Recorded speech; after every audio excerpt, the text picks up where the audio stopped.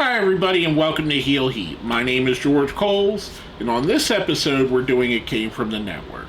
Topic of this It Came From the Network, WWF Royal Rumble 1992, and we're following along on the theme for March, which is basically Happy Birthday to George, where we're covering moments, wrestlers, things that I just love because my birthday is in the month of March. This is no exception. There is a specific reason I chose this, other than the fact that this might be, spoiler, the greatest single Royal Rumble match of all time. There's another reason why I chose it, and when we get there I will tell you that. If you haven't watched my videos before, I do grade every match on a 1 to 5 scale, 1 being the worst, 5 being the best. Let's jump right into it. We get a tag team match to open the show, and get used to this because most of the matches on this card are tag team matches. We have the New Foundation, Owen Hart and Jim Neidhart, going up against the Orient Express, Pat Tanaka and Kato, aka Paul Diamond under a mask, who formerly the team was known as Bad Company in the AWA. A great tag team, one of the underrated tag teams of the era.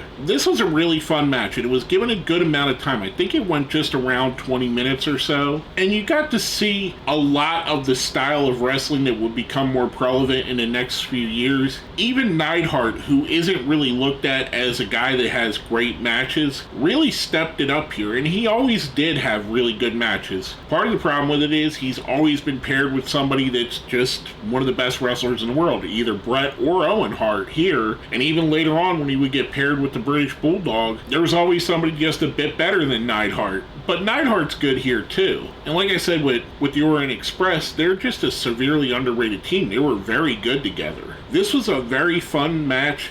This is the kind of match that I think every wrestling show should start with. A nice, fast-paced tag team match. Two really good young teams, or youngish teams if you consider Neidhart being in there. The New Foundation do pick up the win here. I'm giving this one a 4. It's probably my second favorite match on the card.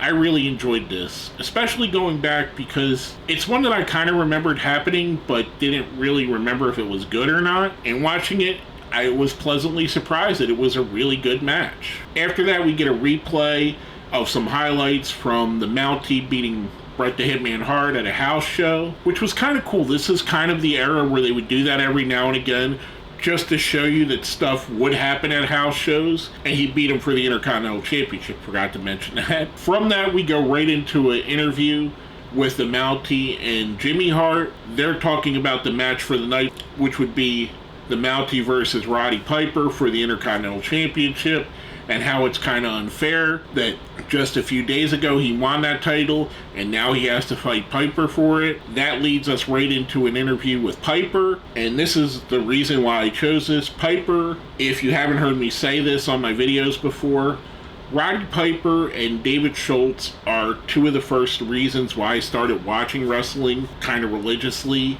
I was tuning into that late 83, early 1984 era of WWF television, and I seen Schultz and Piper. And both of these guys just drew me in just by the way they could talk. Schultz obviously, about a year after that, disappeared from the company. I didn't understand why as a kid, but Piper would continue on to be Roddy Piper, one of the great legends of all time, and he was a guy that I just loved all the way through his career. He's still to this day one of my favorite wrestlers of all time. That's why I wanted to bring this up, because there's a historical moment involving Roddy Piper on this show. Piper does his interview, which is always great. Piper's interviews are amazing.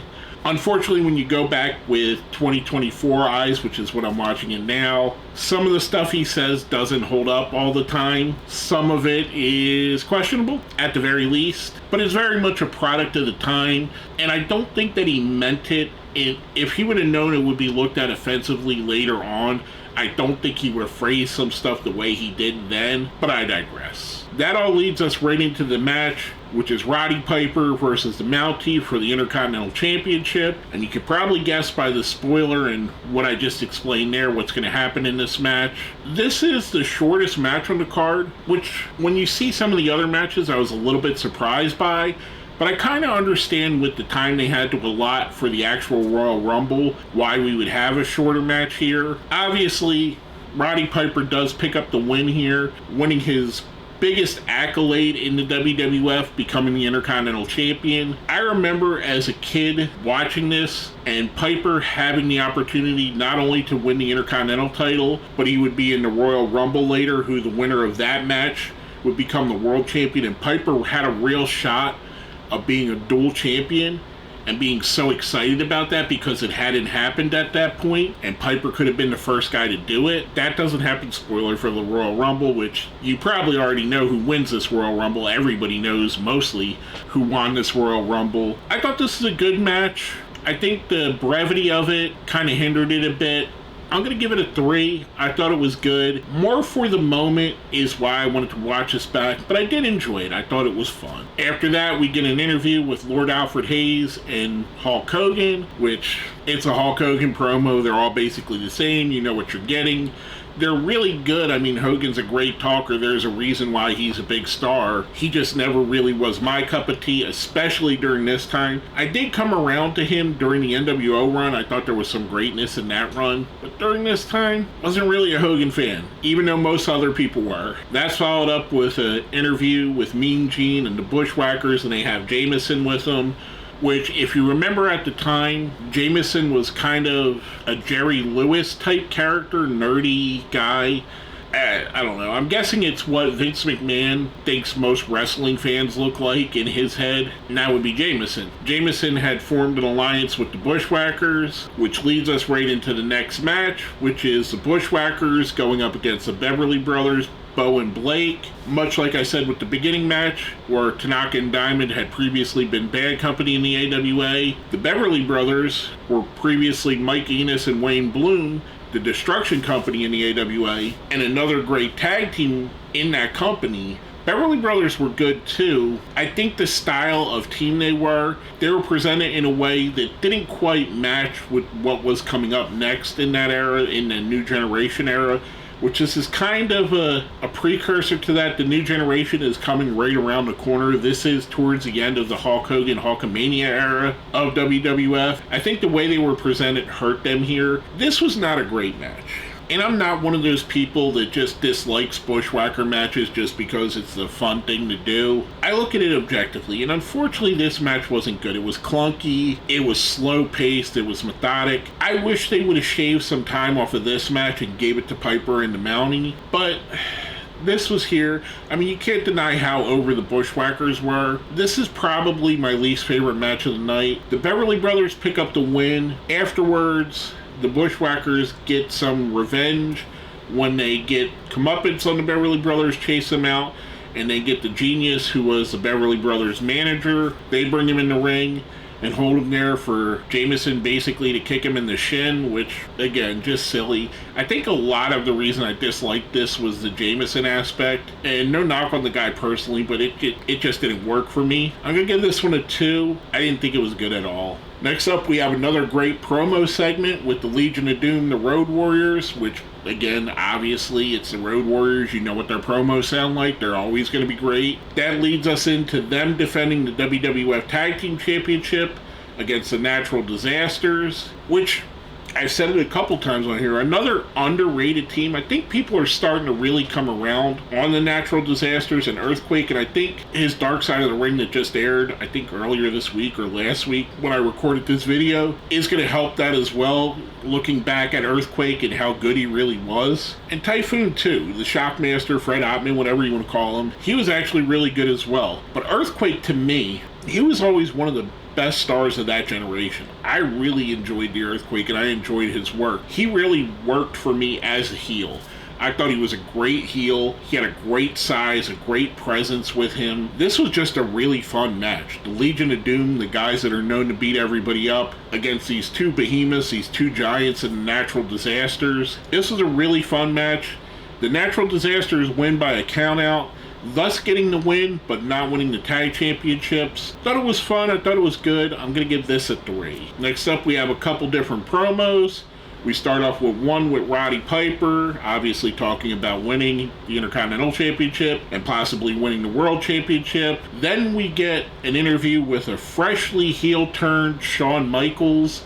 This was just a week after the barbershop incident, which I didn't really remember that being this close to this. I actually thought the barbershop thing happened after this had happened. So seeing this back and knowing that that was that close to each other, kind of one of those things that I forgot in memory. This was a very early, very good idea of what Shawn Michaels would be over the next few years, and he would grow to be one of the big stars of that generation, one of the leaders of the new generation. We show the highlights from that in his interview. Then we go to an interview with Ric Flair, which obviously he's doing the whole real world champion gimmick here. He's talking about his entry into the Royal Rumble. Then we go to some quick entries, some quick interviews about the Royal Rumble, and I love that they had this here. I wish they would do more of this nowadays, because it's kind of a way to explain little bits of characters of all your main stars here. We have a little segment with Macho Man, Randy Savage, Sid Justice, aka Sid Vicious, the Repo Man, which when we get to the end, you'll notice one of these things is not like the others. The British Bulldog, Jake the Snake Roberts, Ric Flair and Mr. Perfect. Again, it came back to Rick, and he had Perfect with him. Undertaker and Paul Bearer, and Hulk Hogan closing it out, because obviously it's Hulk Hogan. Shout out to the Repo Man, but out of the guys on that list, I could have bought any one of the other people winning this and being a legit threat to win the championship here. Some of the guys like Macho Man, Hogan had been world champions already. Undertaker had been a world champion at this point. Other guys like Ric Flair were about to be world champion. The British Bulldog and Jake the Snake Roberts were guys that a lot of people consider two of the best wrestlers never to be WWF champion. Then you got Sid Vicious, Sid Justice, who would go on to be a world champion both in WWE and WCW. And of course, like I mentioned, the Repo Man. And Repo Man, he's a legend. Barry Darsow, aka Demolition Smash. I know he's Simon Miller's favorite wrestler and favorite gimmick, so I'm not trying to dump on him, but he just felt out of place here. Especially when you look at the match and there's people like Ted DiBiase and the Texas Tornado in this match that would be considered, in my mind, bigger threats to be the world champion than the Repo Man. A little bit of didn't make the best sense in the world here. Then we're going to go right into the Royal Rumble. I'm not going to cover everybody that entered ending entrances. This, to me and to a lot of people, is the best Royal Rumble there was. The stories that were told here, British Bulldog basically going from the beginning all the way towards the end, him being a serious threat to win the Rumble, the little thing with DiBiase, who was number 2 and got thrown out by the Bulldog right as Ric Flair was coming in at number 3, and then passing in the aisle, kind of a passing of one main event heel to the other, new main event heel. Flair's endurance being the first real Iron Man of the Royal Rumble here. Shawn Michaels having a great showing early on in his heel run. The Sid Justice, Hulk Hogan story, which comes in towards the end of the Rumble, which leads to their WrestleMania match. The Macho Man, Jake Roberts rivalry going through this. The Undertaker parts of this. Every bit of this and how they weaved it in and how they placed people, it really felt like a masterclass on how to book a Royal Rumble. And watching this and seeing all the legendary talents in there, all the people I mentioned, guys like Snuka, Tito Santana being in there, Rick Martel being in there, Haku, the Barbarian, the Warlord, seeing all these talents in there and how it all got juggled and how everything kind of went towards one story, and that overarching story being Ric Flair and his resilience. A lot of this also lies right at the feet of Gorilla Monsoon and Bobby Heenan, who were on commentary for the night. The whole night they had talked up Ric Flair, because obviously Bobby Heenan was attached to Ric Flair at this point, and him and Monsoon, what a great commentary team any way you slice it. A lot of people consider them the greatest team of all time. I would put them right up there. They're right up there with JR and the King and anybody else you want to put up towards the top. Gordon Soley, Joey Styles, anybody you want to put up there. Gorilla Monsoon and Bobby Heenan have to be right up near the top. The way they called this match and the way Bobby Heenan was openly cheerleading for Ric Flair and his reactions to when Ric Flair was close to being eliminated or when someone would help Flair or all of that just was a perfect example of how the announcers can add to a story and make a great story even greater. This is definitely a match I would show people when they say the announcers aren't important, and let them watch and listen to what these two guys did here. This is just as important as Jim Ross and Jerry Lawler on the King of the Ring Mick Foley Undertaker match and how much emphasis was put there. Heenan and Gorilla, I can't say enough on how great they were here. Obviously, most people know what the end of this is. It gets down to the final two. The final three are Hogan, Sid Justice, and Ric Flair. Sid eliminates Hogan. Hogan shakes Sid's hand and then pulls him out of the ring, thus setting up their WrestleMania match, allowing Ric Flair to win the Royal Rumble and extent win the WWF Championship. Afterwards, we see a little confrontation with Sid and Hogan, which again leads up to the WrestleMania match, which I really thought the match should have been Hogan and Flair, but that's a different story for a different day. I've said it before and I'll say it again, this is probably the best Royal Rumble of all time, and if it's not, it's one of the top 3 or 4. At the very least, it's a top 5 Royal Rumble of all time. I'm giving this one a 5. It was so great, such a great story being woven in and out of it here. And for everybody that loves the Royal Rumble pay-per-view, most people say it's their favorite pay-per-view of the year. This is one of the absolutely great ones. After all of that, we get the backstage segment where Jack Tunney hands the World Championship to Ric Flair. He's there with Bobby Heenan and Mr. Perfect. And we get one of the great promos, in my opinion, of all time, with a tear in my eye. This is the greatest day of my life. God, that's such a great promo and so hard-hitting, and coming from one of the great promo guys of all time, you really felt like he felt that in that moment. Just a great way to go off the air. A great way to end this pay-per-view. Fantastic match. Like I said, I'm giving the match a 5. Just a great ending. Overall, I really enjoyed this. I was pleasantly surprised going back and looking at the card and seeing all the tag team matches and remembering just how stacked the tag division in WWF was at the time. Getting to see legends all up and down this card. Owen Hart, Roddy Piper, the Road Warriors, the Natural Disasters, Ric Flair, Shawn Michaels, British Bulldog, Jake the Snake, Texas Tornado, Kerry Von Erich, Undertaker very early in his run, older legends that were still with the company like Martel and Santana. It's just fun all the way through the card. I really enjoyed this as a show all in all, and I highly recommend going back and watching it if you haven't ever watched it. I'm giving the show a 4. I thought it was really good, really enjoyable, something I would definitely recommend. At the very least, if you're a fan of Royal Rumbles, a fan of Ric Flair, or just a fan of good storytelling, watch this Royal Rumble match because it's perfect on all 3 examples. Like I said, giving the show a 4 altogether, thought it was really good. That being said, if you made it here to the end, let's smash that like button, share the video, subscribe if you haven't. If you see where it says join, that's how you become a member. Becoming a member definitely helps out. At the time I'm recording this, I have a goal set where I'd like to get to 1,500 subscribers by WrestleMania, which is just a week or so away, about 2 weeks away actually. I'm about 40 subscribers short of that goal. So if you could hit subscribe, it would definitely help out. And if you made it to the end with me, let me know what your favorite Royal Rumble match, the actual Royal Rumble itself is. Is it this one? Is it maybe the one from 2000 or 2001 where they had the 3 faces of Foley?